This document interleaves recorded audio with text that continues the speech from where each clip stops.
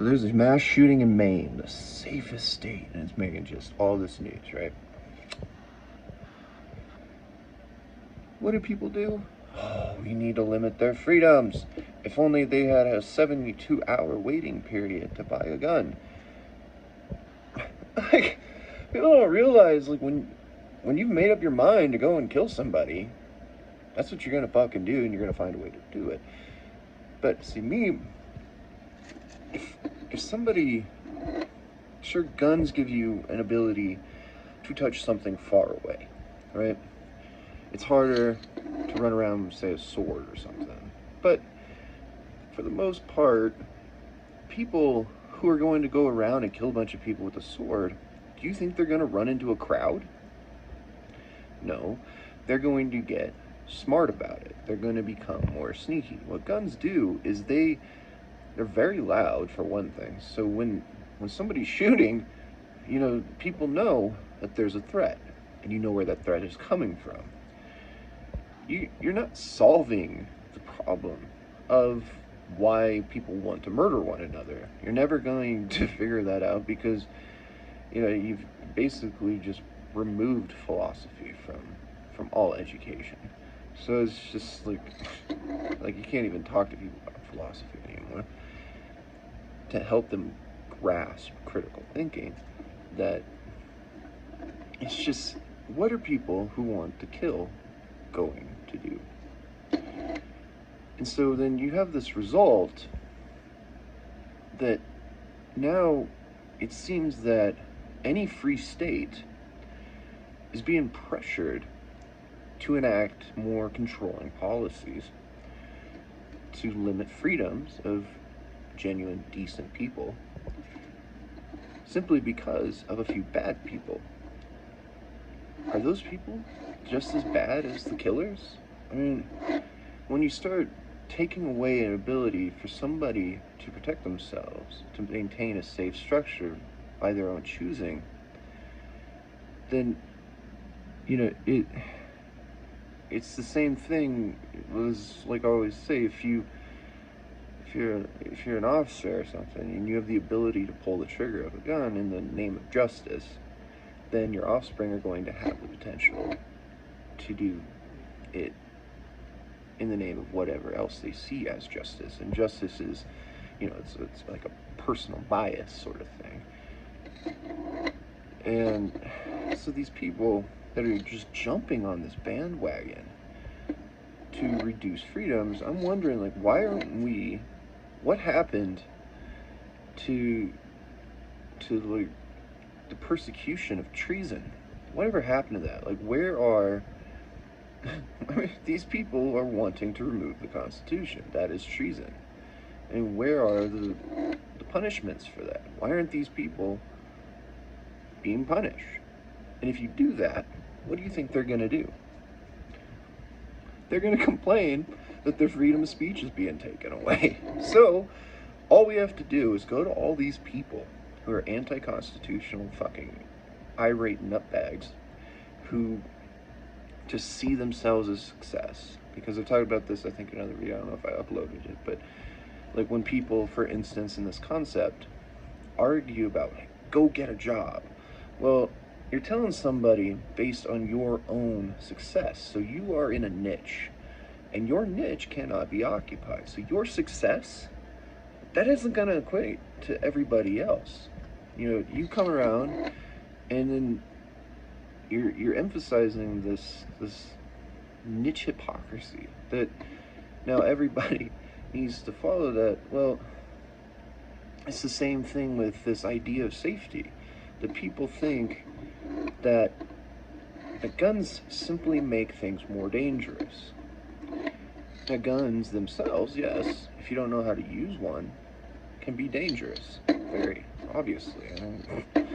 But so too are mixing house chemicals. You can make bombs at home. You can make chlorine gas. You could, like, the idea of, like, the fact that we're just gonna ignore that, yeah, I can make mustard gas at home, throw it in somebody's window, put on a face mask, and go in and do whatever the fuck I want to do to them. You don't realize, like, the opportunities of not being safe. But if you have a gun, you're less likely to want to do chemical warfare, right? Like, you're not gonna, everybody's gonna be sleeping with gas masks next to their bed again, right? So it's gonna be like World War One. It's just, once you remove those freedoms, you're not really achieving anything. See, because if you have something that you can consider a weapon, as you pacify and create peace in a society, there's no reason to remove that weapon, because now you don't need it anyway, right? So why would you remove it? It's sort of like looking at this, not backhoe. Like, what do we used to plow earth with? A plow, right? Like horses and leather straps and shit. And you don't get rid of that. Why would you ever get rid of that in case the tractor breaks down? Right? You still need this foundation that provided you success. Even no matter which way that you progress, whether or not you even need to work the land anymore, is still a necessity to have something that you can fall back on. And that is the American Constitution. Like, you don't remove it, you don't restrict it, you advance it, evolve it, and expand it. It's not the Constitution that's the problem, it's the people that are the problem. And so when you look at these people that want to restrict freedoms, do you know what that means? That you think you're doing it injustice today? That means that your offspring are inheriting that personality trait to what they might see as justice. So you're part of the problem. You are just as bad as the killers, because you are laying a foundation of a future where people, see their own rights, their own hypocrisy as a way to obtain the freedoms of others. So you're not doing anything good. Like, I've always said, true world peace is seeing a weapon as anything but a weapon. Okay, you got bleach, chlorine, that you can just clean your countertops with. You're not thinking of putting in people's drinks, are you? Why is that? But yet you keep a poison around. Why do you keep a poison around?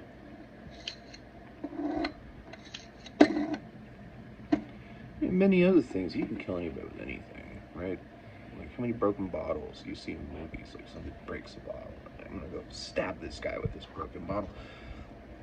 Yeah, people aren't actually doing that, are they? It only inspires people to be more creative in how they kill. And you don't want smarter killers. You do not want hyper-intelligent serial killers.